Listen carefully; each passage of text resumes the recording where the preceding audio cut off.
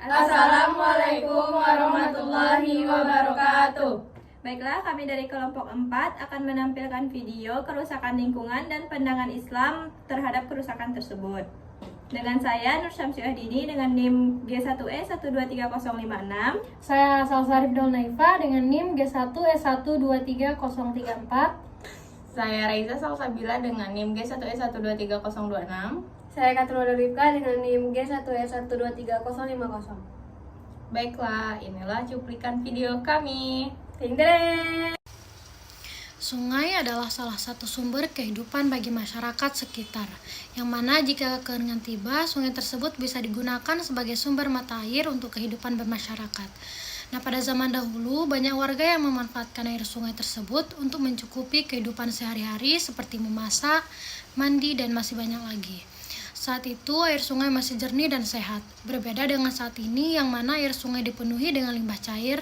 Selain itu, menangkap ikan dengan zat kimia berbahaya juga menyebabkan pencemaran sungai semakin bertambah parah. Sungai yang saat ini sudah mulai tercemar, contohnya seperti Sungai Batanghari. Pencemaran Sungai Batanghari tersebut menyebabkan dampak yang sangat fatal. Contoh kasusnya, pada tanggal 3 Oktober 2017, masyarakat Jambi, tepatnya di Desa Teluk Rendah, Kecamatan Tebo Ilir, Tebo menjadi geger karena banyak yang mengeluhkan gatal-gatal, terutama anak-anak. Masyarakat yang ada di Jambi mengalami gatal-gatal yang cukup ekstrim, sebab disertai dengan adanya nanah. Menurut karyawan di salah satu perusahaan swasta yang ada di dekat daerah tersebut, mengemukakan bahwa penyakit kulit diduga akibat dari pencemaran Sungai Batanghari. Di sungai tersebut dipenuhi dengan limbah perusahaan yang mana saat musim hujan seperti saat ini, limbah akan mudah sekali mengalir ke sungai. Nah, ketika sudah terjadi pencemaran seperti gambar di samping, air sungai menjadi tidak berkualitas. Air sungai yang tercemar bila dikonsumsi bisa menyebabkan banyak penyakit yang merusak organ tubuh. Dan jika digunakan untuk mandi cuci kakus bisa menyebabkan terkena penyakit kulit. Pencemaran Sungai Batanghari harus menjadi perhatian masyarakat di Indonesia, supaya kesadaran untuk menjaga lingkungan menjadi semakin meningkat. Solusi atasi kerusakan lingkungan menurut Islam sebagai agama yang rahmatan lil alamin atau membawa rahmat bagi seluruh alam, Islam bukan hanya mengatur perihal ibadah saja, tetapi seluruh lini kehidupan manusia, termasuk mengatur bagaimana seharusnya sikap manusia terhadap alam semesta. Melalui firman-Nya dalam Al-Quran, Allah Subhanahu wa Ta'ala telah memperingatkan kita agar menjaga bumi ciptaannya. Di sisi lain, Allah pun tahu bahwa manusia akan membuat kerusakan meski telah diberi peringatan. Selain menurunkan firman cara-cara untuk menjaga alam semesta, Allah Subhanahu wa Ta'ala juga telah menitipkan solusi untuk mengatasi kerusakan lingkungan melalui Al-Quran. Subhanallah. 1. Cara pertama yaitu keimanan dan ketakwaan. Jikalau sekiranya penduduk negeri-negeri beriman dan bertakwa, pastilah kami akan melimpahkan kepada mereka berkah dari langit dan bumi. Tetapi mereka mendustakan ayat-ayat kami itu. Maka kami siksa mereka disebabkan perbuatannya. Al-Quran Surat Al-A'raf ayat 96. Bagi Islam, lingkungan adalah bagian tak terpisahkan dari keimanan manusia terhadap Tuhannya. Dengan kata lain, perilaku manusia terhadap lingkungannya adalah cerminan dari tingkat keimanannya kepada Tuhan. Iman akan membebaskan manusia dari hawa nafsu. Iman juga membuat seseorang merasa aman dan optimis, sehingga ia tidak berlebihan dalam bertindak. Sementara itu, ketakwaan adalah kesadaran bertanggung jawab yang memelihara manusia dari kecerobohan, ketidakadilan, dan keangkuhan. Ketakwaan mendorong manusia untuk berhati-hati sehingga ia tidak bertindak sesuka hatinya ataupun melampaui batas. Ketakwaan penduduk suatu negeri menjadi mereka dapat bekerja sama untuk melakukan kebaikan dan tolong-menolong dalam mengelola bumi sekaligus menikmatinya bersama. Yang kedua, sadar lingkungan. Menurut Imam Tobat-Tobai, alam semesta bagaikan tubuh manusia yang mana antar bagiannya memiliki keterkaitan. Apabila salah satu bagian tidak berfungsi dengan baik, maka akan nampak dampak negatif pada bagian lainnya. Sama halnya seperti manusia dengan alam.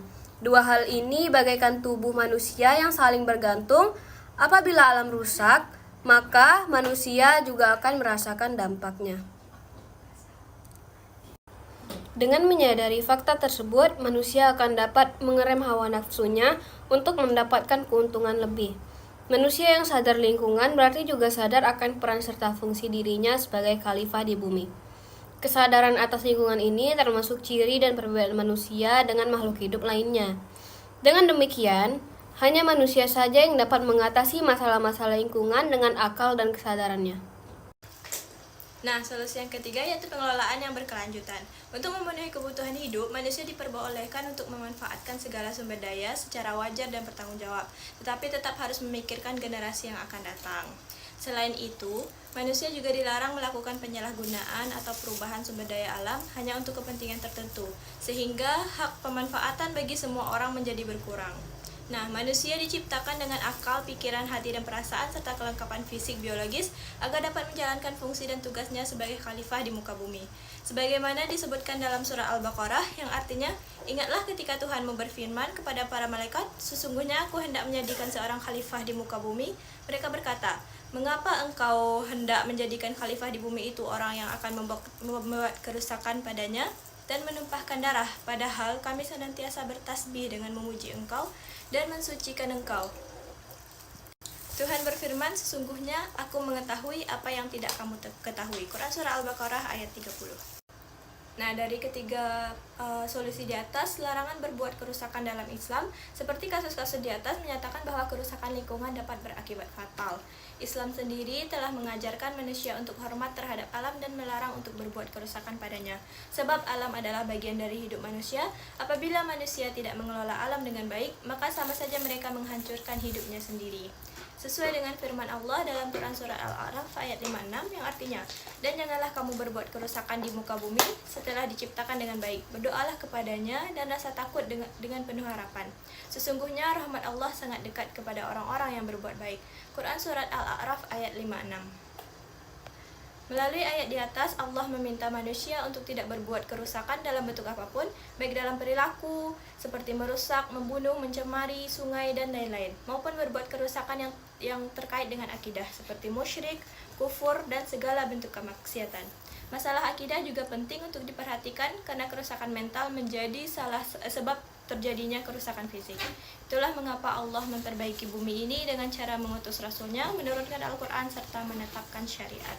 Sekian video dari kami.